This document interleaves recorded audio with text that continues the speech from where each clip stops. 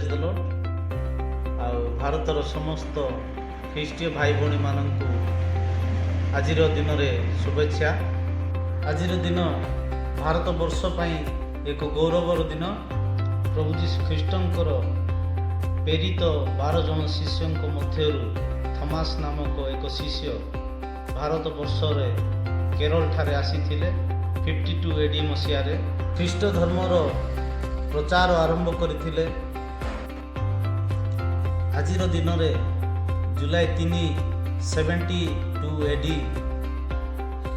ମସିହାରେ ଈଶ୍ୱରଙ୍କର ବାକ୍ୟ ପ୍ରଚାର କରୁ କରୁ ସେ ଶହୀଦ ହୋଇଥିଲେ।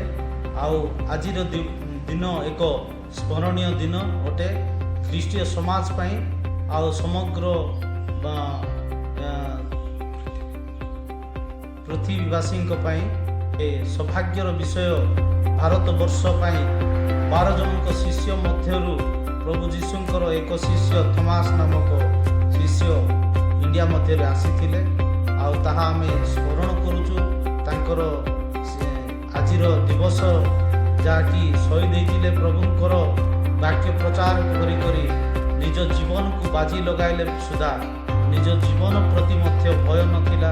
ପ୍ରଭୁଙ୍କର ଉଦ୍ଦେଶ୍ୟରେ ପ୍ରଭୁଙ୍କର ବାକ୍ୟ ପ୍ରଚାର କରିବା ନିମନ୍ତେ ସେ ନିଜେ ଶହୀଦ ହୋଇଥିଲେ। ଏଣୁ ସମସ୍ତ ଇଣ୍ଡିଆ ସମସ୍ତ ଭାରତବର୍ଷର ଖ୍ରୀଷ୍ଟୀୟ ଧର୍ମ ଅବଲମ୍ବୀ ସମସ୍ତ ଭାଇ ଭଉଣୀମାନଙ୍କୁ ଆମେ ହାର୍ଦ୍ଦିକ ଶୁଭେଚ୍ଛା ଅଭିନନ୍ଦନ ଜଣାଉଛୁ। ଆଜିର ଦିନକୁ ଉତ୍ତମ ଭାବରେ ପାଳନ କରନ୍ତୁ ଆଉ ଥମାସ ଶିଷ୍ୟଙ୍କୁ ସ୍ମରଣରେ ଆଣନ୍ତୁ।